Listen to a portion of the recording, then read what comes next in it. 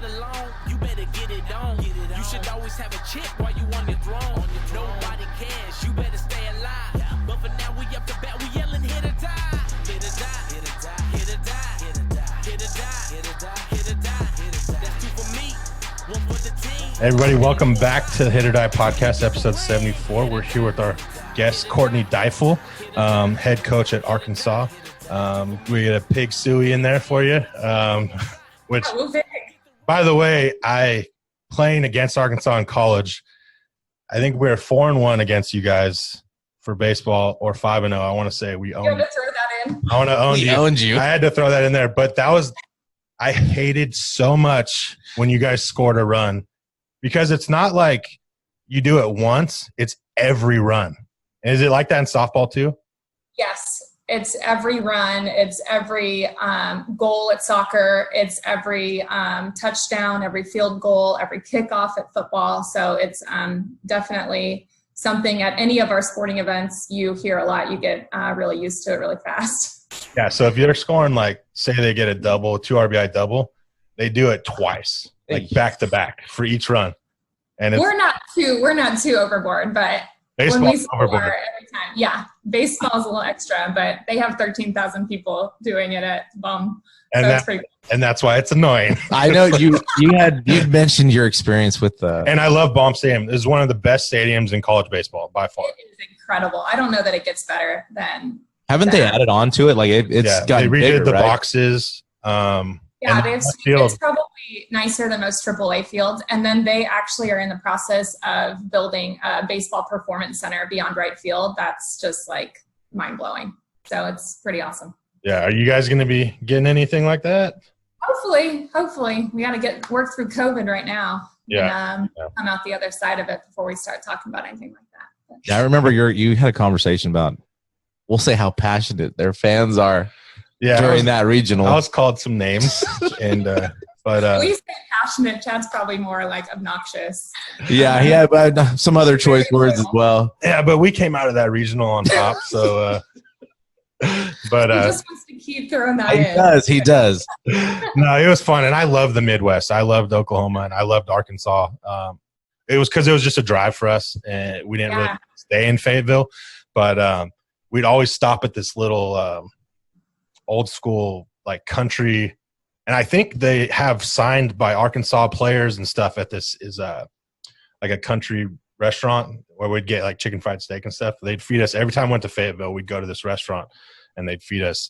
But no, it was a great place to play. The atmosphere is unbelievable. I can only imagine, softball in the SEC is the same way.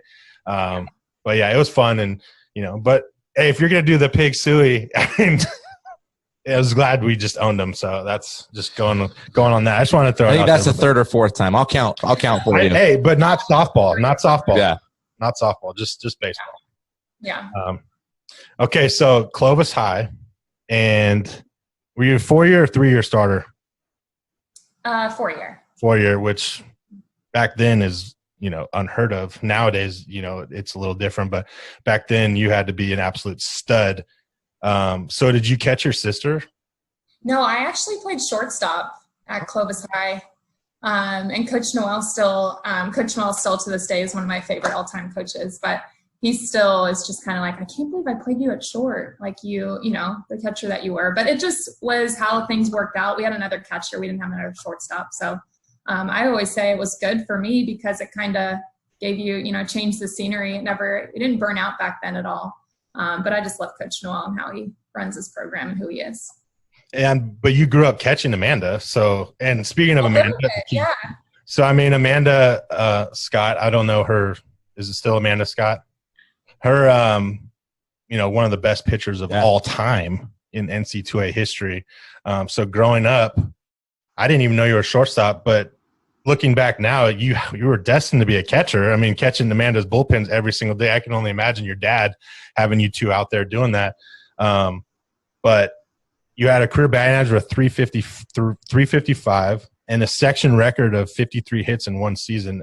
Do we know if that still stands? I bet it's got to. 53 hits is. I can't imagine it still stands. There are some really good ones that came behind us. I'll have to find out. I don't know. Well, for now though, we'll say it stands. Yeah, but that's still a lot of hits considering we were talking about earlier, like in 28 game season. Which did you guys? How many games did they even play back then? I remember we played a lot. I was 0-1, so we did. They might have played more, but softball too. They played doubleheaders. Even that, you're talking about 100 and in baseball, we probably average about 120, 130 at bats a year. I mean, and the career batting average is 355. So if she, we'll say she probably batted close to 500 in that 53 hit season. That's where my math goes to. Yeah. See, that's my math. It has to be, So, and you're an all-state player and a 4-time all-league. That's where I probably should have known you were a freshman. 4-time all-league, and then went to Cal, and you were an All-American at Cal in 2003. You were All Pac-10 twice. College World Series in 2002, and I watched a video yesterday. Well, all 4 years college, they're national champs. National champ in 02, but all 4 years of the World Series. And I was watching the video of how you get your road kind of. It was the alumni one where all the girls were talking in it and stuff. It's on YouTube. Oh, yeah. Check it out. And I was just going in 2002. It's crazy how the uniforms have changed. Like you guys were wearing like baggy basketball shorts. And it's just funny how things have changed just from 2002 doesn't seem like that long ago, but like the video quality was terrible. Yeah, it was compared to now. And, but like we were talking earlier before you got on is how different is it back then when you were getting recruited to go play at Cal, playing for travel teams? Because travel is baseball, travel softball, but for softball, travel is like the premier way of getting scouted and looked at. So if you can go on being a Division I coach and you were probably, a recruiting coordinator at the other colleges you were at, how is that different now from you being a coach than when you were a player and also going to getting to Cal?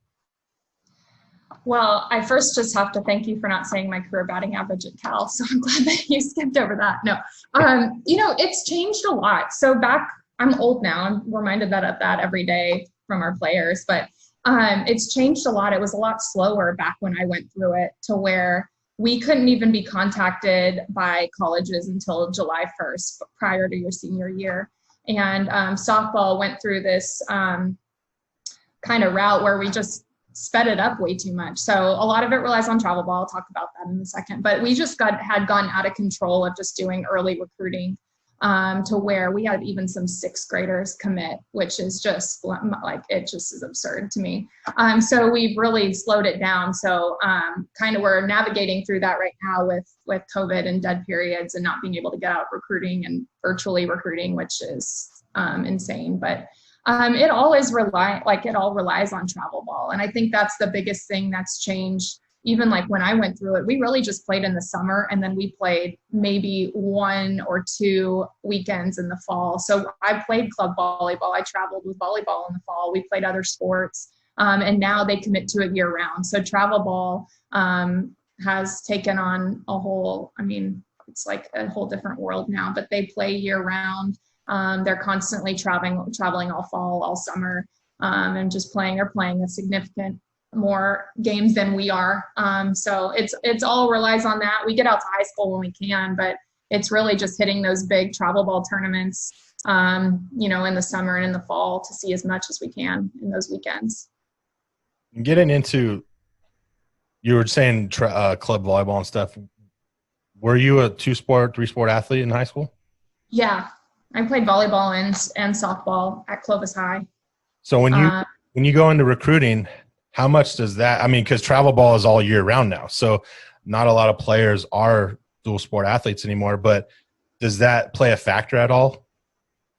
Yeah, I think it's rare now that you find a multi-sport athlete. I like when we find them because their athleticism is usually off the charts. Softball players now are very trained softball, but they aren't really trained with other, movements and other, athletic moves. So we really like it when there's multi-sport athletes. And it also, you see less burnout. You see a little bit more consistent passion because you're not playing it year round. So you can kind of check in and check out a little bit. So that used to be more of the norm. Like growing up, I know my sister did it. A lot of my teammates, a lot of our teammates at Clovis High played basketball or volleyball or soccer, just playing another sport.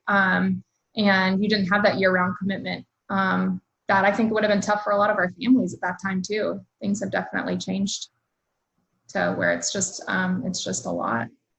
Was Fresno State an option, or were you needed to be somewhere where you needed to be? Yeah, I just wanted to kind of take my own path. I mean, speaking to about my sister, she's, the stud of the world. And she's one of the best players to ever play for Fresno State. At that time, she was literally on the side of buses in Fresno. Fresno fans are, fanatics. They're a lot like Razorback fans. They love their sports and they love Fresno State. And at that time, they were getting, 2,500, 3,000 in the softball stadium every night. She was on the side of buses. She would go in grocery stores and they would know exactly, what she was buying at the store and what she was eating. And I'm like, that's just not the route I want to take. So I just wanted to go somewhere, kind of, be my own person. I think that's, Cal's very far removed from Fresno State, where Fresno State, you're kind of celebrity, in Cal, no one really knows who you are. I think that's more of a fitting path for me. Did you know what you were getting into over there? Like, were you ready? Were you like, obviously you wanted to win and compete and all that, but did you have any idea that 4 straight College World Series is where you guys were headed? Yeah, well, I think that was part of the decision. When they signed Jocelyn Forrest, who ended up being the pitcher in the class ahead of me, I caught her 3 years at Cal. When they signed Jocelyn Forrest and we knew she was the pitcher, I still remember my dad saying, you have a chance to win a national championship with a pitcher like that. And so you're always constantly looking at who's being signed with you and ahead of you to know, kind of predict the competitive level and the success that they're going to have. So I remember my dad saying that. But I also remember we watched Cal a lot at Fresno State. They're constantly playing each other. They were in regionals a lot in postseason. So Paige Bowie, who played at Clovis West, she played basketball and softball at Cal. She was my sister's age. I remember watching her go through the process and seeing her compete at Cal. So we knew it was going to be a competitive program. They had that history. But being able to go 4 years was incredibly special. We had a 7-year run in our family.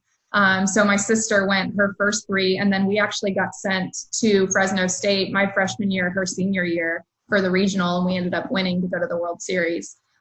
So we had a 7-year run. We had a little ceremony my senior year at the World Series. We weren't going to be going to Oklahoma City in May or June. I think it was May at that point, but it was a good little run there for the Scott family. And then getting into 2002, I remember watching some of that clip on YouTube, and I don't remember who it was, but you guys were kind of an underdog. And I guess anytime Arizona, most Pac-12 team or Pac-10 teams then were favored, but you guys were kind of an underdog coming out of the Pac-10, and you get through it and you have to go beat, Jenny Finch, who was, I think the year before going into the World Series was like 29-0. Yeah, I don't think she lost that year. Yeah. What was just like, take us through that run. Well, it was a really special run. We weren't kind of an underdog. I don't think anybody thought we would win except us. I don't even know that all our parents thought we were going to win. So it was just you peaking at the right time. You guys know that being a part of sports, you want to be playing your best at the most critical time, and we were. It was also a stretch. Jocelyn, our pitcher that pitched us to the championship, had a terrible death in her family. And so we just kind of all were there for her. And I just remember from the point she came back, we got sent to Fresno for a regional, and they said it was a mini World Series. It was crazy. It was like us, it was Fresno State, it was Fullerton at the time. I think we had 5 of our 6 teams were top 20 teams. And they just said, gosh, whoever comes out of that regional, you got to look out the World Series because they're going to be battling for their life. And we just kind of, all things aligned. Jocelyn was pitching on a whole different level of motivation, just kind of dealing with that. And we were just going as Jocelyn went and just trying to keep it going. But I still remember walking in for that championship game, and the stadium was packed, and there was just Arizona shirts everywhere. And they had these Super Finch like Superwoman, Superfin shirts. And we're walking in going, wow, no one is wearing blue and gold. And we had actually fared pretty well against Arizona that year. I think we won 2 out of 3 in our regular season series. And it just, things aligned for us. I think we scored 6 in like the top of the 7th.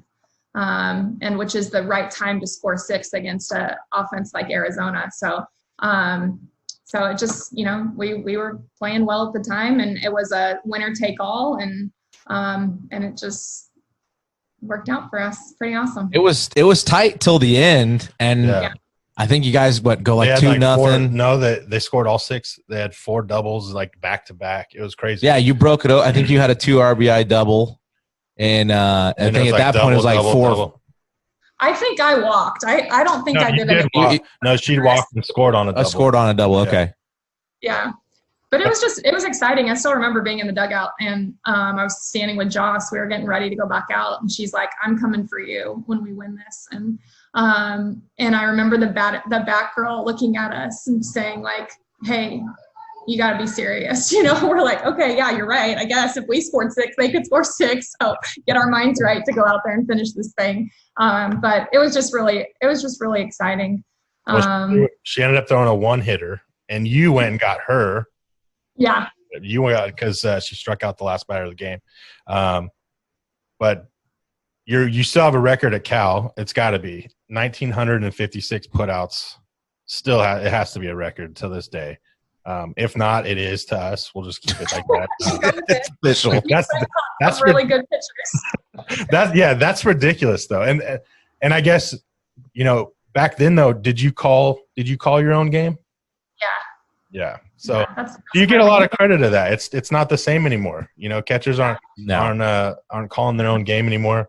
So 1,956. Yeah, you had great pitchers, but you're calling it too, so you get all those. Thanks. We'll give them more credit, but I just got to be on the other side of it. When you finish up your awesome, honestly, 4 years at Cal, you play professionally in the States, and I think you guys did win a championship. And then you go on and played in Japan. And I wanted to get like the differences that as far as the culture, how the game was accepted versus here, because the other thing we can wait. I wanted to get the differences of playing in Japan versus playing in the States. Well, fortunately, like how they have it set up in Japan, it could actually be what you do year round. So it's still, I think it's starting to shift a little bit, but the pro league in the States, you still that's kind of what you do in the summer. So you have another job, and it's really hard to train, to be honest, to stay at the level the competitive level that professional league is. In Japan, it's year round, and it actually pays you as a year round job. So that's the nice thing. I actually got into that with Courtney Deifel, who's the Bullard and UCLA standout, so another Fresno girl. But she was pitching over there, and she finally talked him into bringing a catcher over. And I remember sitting down with her. We were at a USA tryout, down in Chula Vista, and we were talking about Japan. I'm like, okay, yeah, I'll go check it out. And I flew over there and kind of did a tryout with them, and it really, honestly, just kind of changed the course of my life, and just kind of saying yes to that opportunity. I think the biggest difference between Japanese softball and American softball is Japanese softball is just so disciplined. They are meticulous about their training. I think if you watch even the baseball, we'd go to some baseball games there. They're just meticulous with how they train and how they compete. It's very rare that you see them, just kind of stray away from what their fundamentals are. They have fanatics fans. They're kind of like Razorback fans. So, that it's set up there to where you travel around Japan, which is really cool. We got to see all of Japan, but you're popping into a different city, and then all the fans are coming to watch the professional softball. So there's a pretty huge following. The other thing that kind of sets it up to be successful there is that it's company owned. So the company, it's prestigious for them to own sports teams. And one of the first ones they get is softball there. So the company comes out and watches. There's cheerleaders, there's a band. It's pretty insane. So it's just really cool. And the season's kind of split up. It really, I don't know if it's changed too much since I've been over there, but the whole season kind of relies on 22 games, which is kind of crazy when you really think about it. And then the pro league here, it's changed a lot too. I don't know if you've been watching softball on TV with the Athletes Unlimited and kind of the scoring system and individual points. But I think that we're in a model right now that's kind of making it interesting. And obviously there's not a ton of sports on TV, so I think it's appealing to just sports fans. But I think we're still trying to find our stride and what's going to stick in the States. I think that it's funny too that it hasn't been as big because college softball is huge. Yeah, I think college softball does really well. Yeah, I mean, I think the playoff system for college softball and the College World Series for softball is like one of the most grossing on TV of all sports is college softball, and that from regionals all the way through. And it's just crazy how the professional softball isn't. I don't even know if it's because they don't even put it on TV. And I say this all the time because I think they should put college baseball on TV as well. But they're playing like, what is it, cornhole games on ESPN. Yeah. It's like, who wants to watch? I mean, I'm sorry. I'm not saying cornhole is not like a sport, but it's not. And it's just something you do to have fun. And it's just like, why couldn't we watch like softball or, college baseball or, something like that? It's just, I feel like they haven't done enough to keep softball going after college, and how do you, I mean, I know you were getting at that too, where they haven't figured out how to do more. And there's a lot of, girls that are out there that are advocates for it. Like, Chamberlain, the Romero sisters, Powers, they're all, big time and trying to get the game to grow. And I think that's good too. And I think it needs to be broadcast a little bit more and so more people can get out there because softball is fun to watch. I'd rather watch softball than baseball sometimes because there's the field's smaller. There's so much action and it's like more compact. Baseball really is boring. Well, it moves faster. Right? Yeah. And you rarely see players take pitches off. Yeah. You just don't see it. Yeah. It's just way faster paced and there's really no margin for error. So it makes you just play fast and play clean a lot, or it can get away from you. But it's interesting because, I played in the MPF the first year. So when it started, my sister and I actually played on the same team out of New Jersey. And that's like the one time I actually got to catch her. So that was pretty cool, but there's no exposure. So to speak to your point, it's like right now is the first time that professional softball has consistently been on ESPN, and just the quality of the coverage, I think, makes a difference. A lot of times when we're watching NPF, when it's streamed or shown at I forget even what platform it was on before ESPN, but it's just like, well, we need to have a better product than this that's going to be appealing, But it's pretty exciting just to see how the sport continues to grow. I think it's starting to get more of the attention that I think seeing how college softball has grown, like even back, so when my sister went through and she went to the World Series, it was only the championship game that was on TV all year, just the championship game. And then when I went through a couple of years later, it was all of the World Series games. And now we have thousands of regular season games, all of postseason. And it's pretty exciting, but until it's on that platform and it has that good quality, it's nice. I don't know, the exposure keeps growing. It's pretty cool. It's a cool sport. I'm biased, but no, it's fun. I'm telling you, my dad, every time I'd go to his house, that's what's on. If softball, that's what he's watching. He's not watching. He wasn't watching. He'll watch college baseball, but he's not watching MLB. He's always, he'd even leave and be like, "Yeah, I'm gonna go watch the World Series." So it's definitely entertaining. I don't want to say they play harder, but no, they do. There's a certain level of intensity that goes on. It's just different. It's different, and I don't think anybody watching it could disagree. Yeah. Well, it's like you watch just like a routine ground ball to shortstop in baseball, and he has the chance to just kind of pick it up and just kind of fling it over. There's just none of that in softball. Even the slowest runner down, you're going to have to get the ball over there in a hurry and be really clean with it. So, or you just kind of see sometimes in baseball when they're just kind of dogging it down to first, and you don't see any of that in softball at any level. So pretty exciting. Yeah, maybe baseball should go down to 60-foot bases. No, that would be scary. So getting into coaching, obviously having a father that did it, and growing up, we didn't even get into that really. How was it, Coach Scott? Were you and your sister always around the baseball field growing up and doing that? We really were. We were always around the baseball field. We were just always around sports. Like our parents got us we were involved in every sport growing up. And so we spent a lot of time around the baseball field. Obviously that's what my dad did. He coached football too. So we watched a lot of we just around sports, and that's just what we knew and what we did. I think the coolest thing with when it comes to my dad is he coached my travel ball team for a handful of years. And that's how I really learned kind of the strategy of the game. He was a catcher too. So when I would catch with travel ball, he did, I think for me, what a lot of travel ball coaches don't do for their catchers anymore, and just kind of teaching the strategy, teaching how to call a game and allowing the catcher to make mistakes. I don't think that we do that at the younger levels anymore. So he would, he'd call an inning and then I'd call an inning and we'd talk about it. And it was never just like, well, why'd you do that? It was just always the process of learning. And he's incredibly patient. I think he probably is with you guys too most of the time, but he just has a way about him that just kind of teaches the game and in an understanding and patient way. And so I was really lucky that I got him at probably those most critical years of catching and learning the game and strategizing. He did a really good job. So we need him at the younger levels now. They don't seem to be doing that quite as much. No, they're not. And you're talking about your dad in softball, and I'm just trying to picture.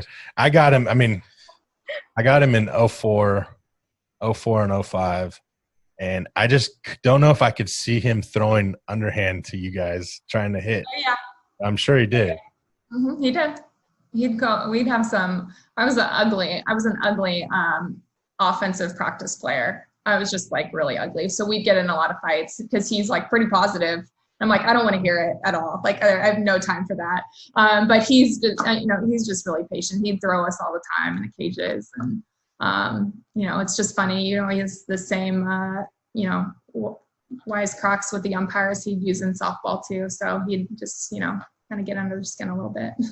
I joked around with him the last time we talked. I know he's always wanted to be a Division I coach, and he's about to get the wins record in junior college, California State Junior College wins record, which is unbelievable.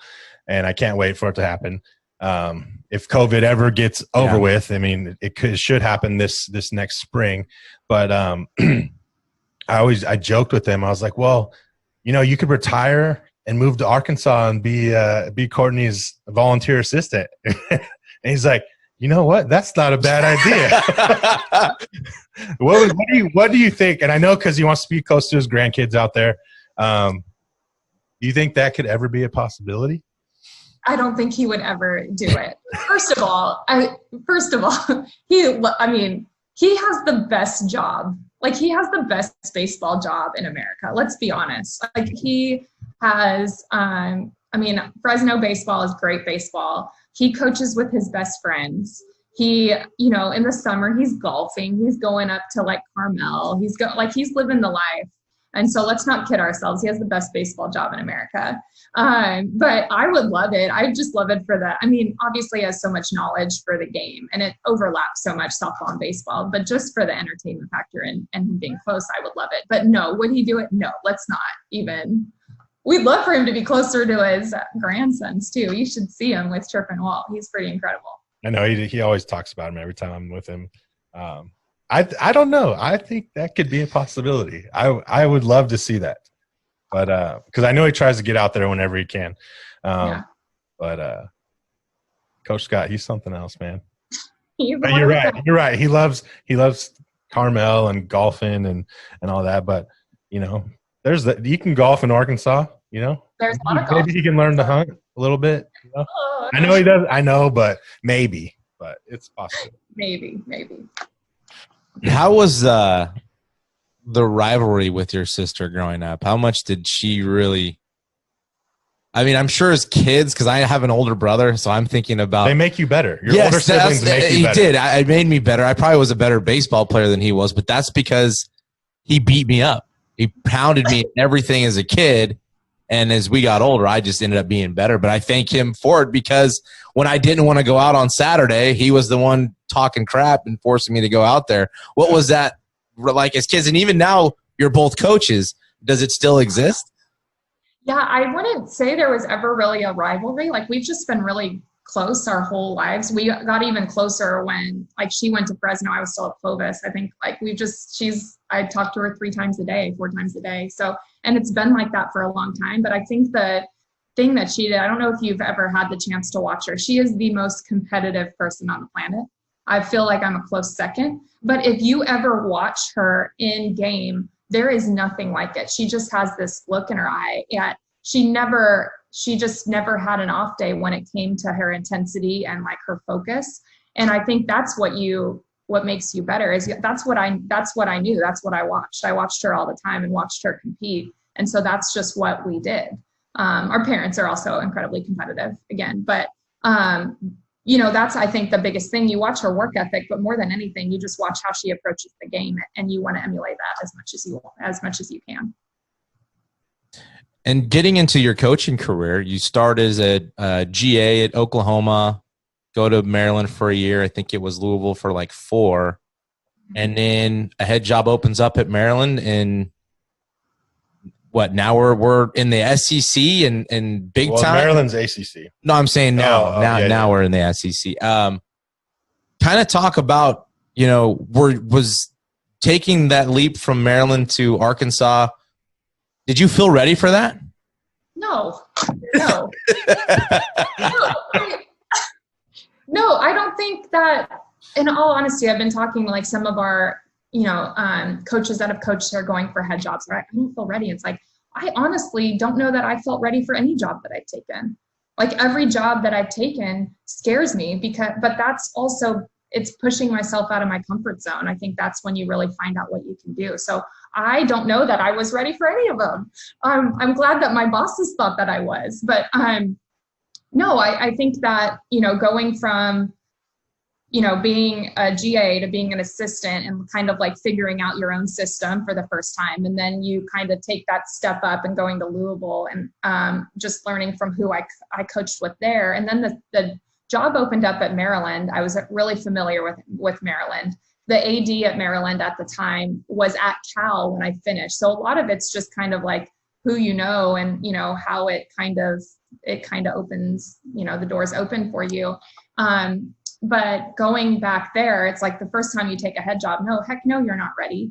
And then, going through that year and getting the call from Arkansas, I'm going to be really honest, when they called me for the first time, and one of my friends was here and he's like, well, you're on our list. And I'm like, why? Like, what?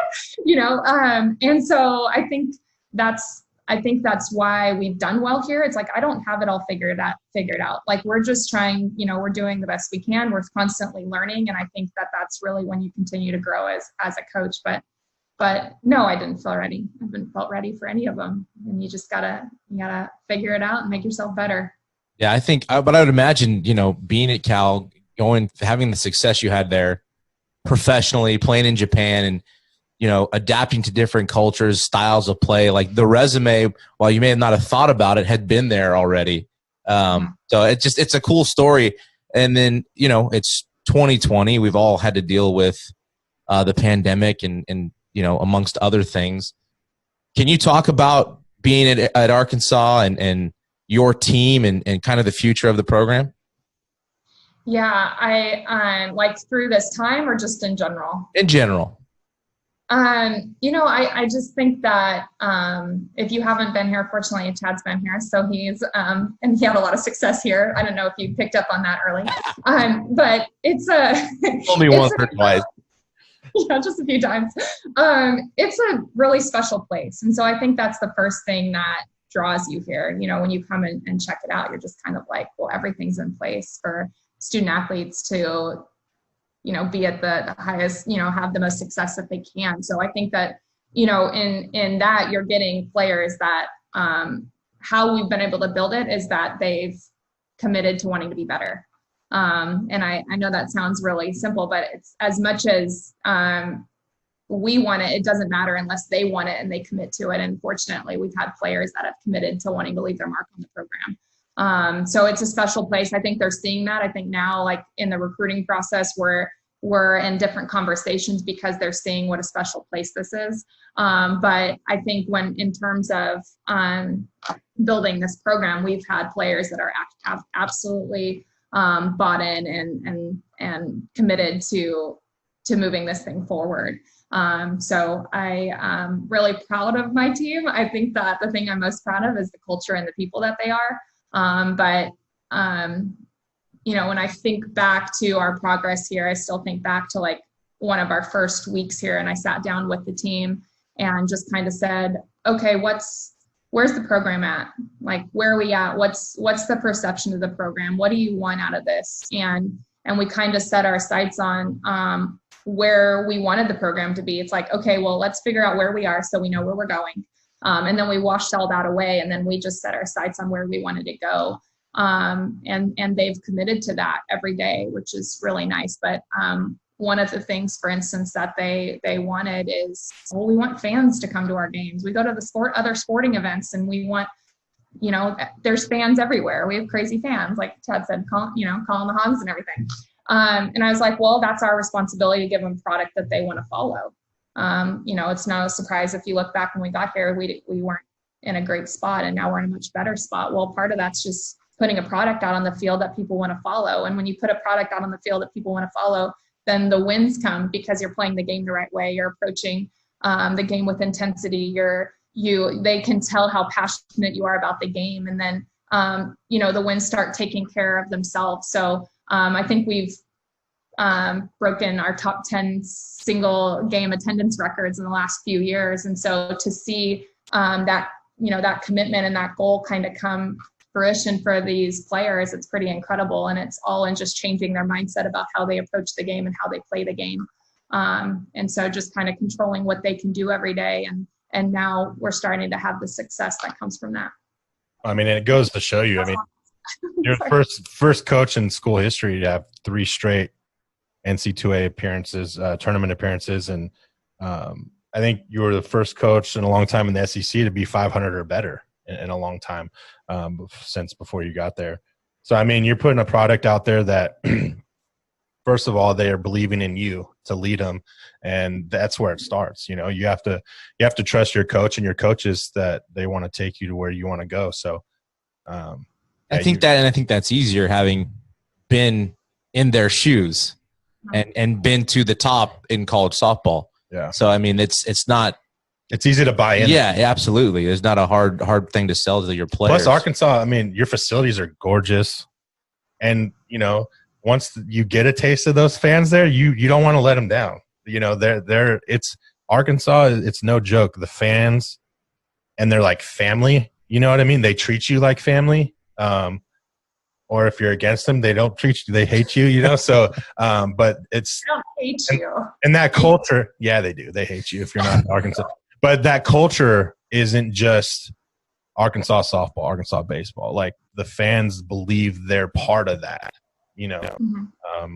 So it's been great to see. And what's the difference now calling pitches as a catcher? Now you're calling pitches as a coach. And are you working with – I've seen a lot of videos you're working with the pitchers too now. Mm-hmm. Yeah. You know, so what's been that kind of adjustment for you? I know you've always been kind of with your sister and everything and learning the pitching side, but now working with the pitchers and catchers and calling, you know, your game. Well, that's always been my favorite part of the game. So I actually grew up pitching with my sister. Like we grew up with Leroy Zimmerman in Madera, who was amazing. So we ended up, like, we were always going to the same pitching lessons. She was just really good and I was not. So at some point I feel like I always said, like, well, then I came to my senses and went behind the ball, you know, but so I had the base of the pitching, but my favorite part of catching is just the strategy of the game. I love having a hand in every pitch thrown. But really, as a catcher, what you're doing is making your pitcher the best version of themselves. You're working a little backwards. Obviously, you're kind of seeing what the pitch is doing and then knowing what they need to change and strategizing. But that's my favorite part of the game, and I think that's been my biggest strength in the game as a catcher and still now.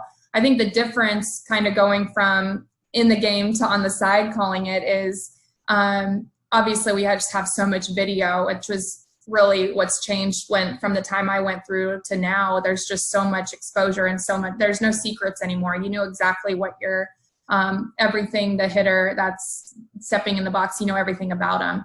And so for me, I think the biggest thing is trying to still put myself in the game a little bit and not getting too caught up in the video, of just kind of trusting your guts and trusting where the game's taking it instead of relying too much on video. So I like to use it as like a framework to how to start, and then it's just trusting my instincts once we get in the game. And so I think that's the biggest thing. Obviously, every pitch looks good from the side. Every pitch looks like a strike. So just making sure we have the best working relationship, so we have great communication. We're all I might be calling it, but we're all working through it together. And just making sure that we're still trusting what makes us so good, and not getting caught up too much in the video piece of it. Yeah, because softball, like baseball, is a hitter could be off one day and a hitter can be on red hot, and that's where video can sometimes be misconstrued a little bit. Is, you might watch a video of the game, they're, a bad couple of games, but now they're in a groove where they're seeing everything good. So that's where going off field, is key. So that's great. I know we've gotten a couple, your dad obviously coaching your softball team, but before we go, do you have a really good, memorable dad story? Oh gosh. I'm sure there's thousands, but anything in particular or specific? Nothing around like the game or anything. No. No, I don't know that I have anything good. Well, he's just smart ass. Give us something. Yeah, you can say smart ass. Give us something say whatever that nobody might know about your dad. Oh my gosh. A story that people will be like. Well, you might know this about him. My dad is, he's probably one of the softest guys on the planet. So this, he's like he's emotional, and he's just one of the most loving guys that you'll ever be around. And I think that some people miss that with his heart. He just has a harder exterior sometimes, and he has like these smart ass comments that he says. But my sister and I always joke because he's the emotional one of the three of us, and so he's just a softie. And I think that a lot of people don't know that, but he's pretty incredible. We're really lucky that, and I honestly, the best thing is just watching him with Tripp and Walt, because it's just really, really cool to see him with his grandsons. Yeah, I know he loves his grandsons, and oh my gosh, he just lights up, and it's just like a whole different person. Probably. See, that's why I really think after he retires, it's gonna happen. I do. I really do. No, but I don't think so, but no. Yeah, to his credit, and it doesn't probably get talked about often, is these guys played from 15 years ago, and I hear that the best time of their lives. And I talked to kids that play with him 4 years ago, and it was the best time of their life. And he's kind of adapted, and he's stayed true to himself, and you can tell he's a player coach, and all his players, for the most part, that I've ever talked to, love playing there. So it's a tribute to him, and it looks like you guys have developed into the same kind of people, and have had success on the field and now coaching. It's pretty cool to see. Has he ever called you for coaching advice? Oh gosh, no. He doesn't need my help. Nope. Have you called him at all? Asked about situations and stuff? Absolutely. We talk a lot about just different things we're dealing with, and just I guess he does a little bit, just like, what would you do? What would you do? This is kind of something new we're facing. What would you do, Dad? Yeah. So I just like his input on that kind of stuff. He's smart. He's a smart man. Yeah, he's a good dude. Good guy. When he gets the record, and he will get it, it's more than deserving. Yeah. Absolutely. And hopefully I get to be there, go out and watch it, because I was a part of it. Back when I played, it was 600, I think. 600 or 700. Yeah, you were part of some good years there. Yeah, we were probably the best team that he ever had there. You guys probably would have won in Arkansas, huh? Anybody can win in Arkansas. Just kidding. But no, we were so good when I was there. You guys were really good. Yeah, you were playing in Japan though when I was there. I remember you coming back and we'd play catch, but yeah, we were really good. Really good. Definitely. And Eric Solberg's awesome. Like that. Those guys are they're just the best. Yeah. So it's my dad's had a good run there, but if he doesn't have Soli, it's a different. No, and you're dead on about that. That was the first thing he even said to us is how much he gives all those guys the credit. He really does. Yeah. But, yeah, he's had some really good men, but like good coaches. Like they just have a ball. It's like they're just living the dream over there. They are. But hey, I mean, they earned it though. Yeah. Yeah, absolutely. Yeah, absolutely. So go real quick. I know COVID sucks, but how is this team looking and the recruits that came in with all this process, and what are you guys able to do right now? I know the Midwest is a little different with the COVID situation than here in California. Yeah, we're a little more open than you guys are.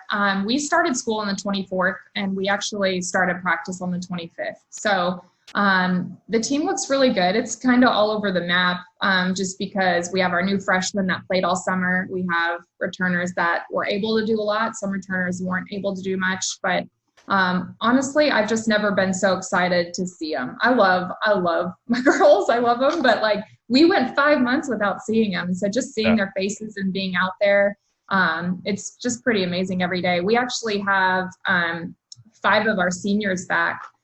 So we have quite a few bodies out there, but with our season getting shut down, spring sport athletes got their year back. So 5 of our 6 seniors are back. And so I'm just really excited to get a bonus year with them. I'm excited for our freshmen to have a year with those seniors. Our All-American pitcher is a super senior this year, so to get another year with her is pretty cool. But they're just doing a good job. I think that they have a new appreciation just in losing something and being back and just getting to grind it out every day. I think they're just they're in a good spot mentally, and it's just we're having a blast getting out there. I think we're a little more flexible. I think we're a little more understanding. I think we're a little looser and a little lighter, but we're just really happy to be out there, and we're enjoying it while we can. Well, that's awesome. And I mean, I know you personally, so I always keep track of how Arkansas is doing. So you do get some pig suey love over here from me. But, keep doing what you're doing. You're doing great there. I hope, I hope you end your career there, a long, long career at Arkansas. And I know they love you there, and keep doing what you're doing. You're making us proud here. And I know you're making your dad proud. And one day he'll be there. I know that. But, if you lose your hitting coach, I am available. So I will wear the Arkansas and red. Willing to move. I will move. Whether my wife wants to come or not, it's fine. I want to check with the boss first. I'm sure Walton Tripp will have, I could sleep on the floor in their room or something. Sure, come on. But no, in all seriousness, we thank you so much for doing this. Absolutely. We appreciate it. And you're doing awesome. Thanks. Well, I appreciate you guys having me on. I'm not going to lie. I was kind of hoping I follow you guys. And so I'm like, I hope that they branch over to the female side at some point, and I hope I'm one of their first calls. So I appreciate longer than expected. We apologize. Yeah. Yeah. What in the world? I mean, come on. I've just been sitting here waiting for the call. This guy. Your dad gave me shit that he was 8th, and you're 74th. So I apologize. Some people you put on twice before, so that's. She does follow. I'm not going to name names. I will say you are the first. You are the first. Well, you are 74. You are the first. You are the first softball. First and something. I'll take it. Oh, once a Scott, always a Scott. I love it. No, definitely. I echo that. Thank you for doing this. We will have you on again. We'll do this. We'll do this more often. Right. So we do appreciate it, though. I know we thank you for doing it, and everybody for listening. And that's episode 74 of the Hit or Die podcast. Hit or Die.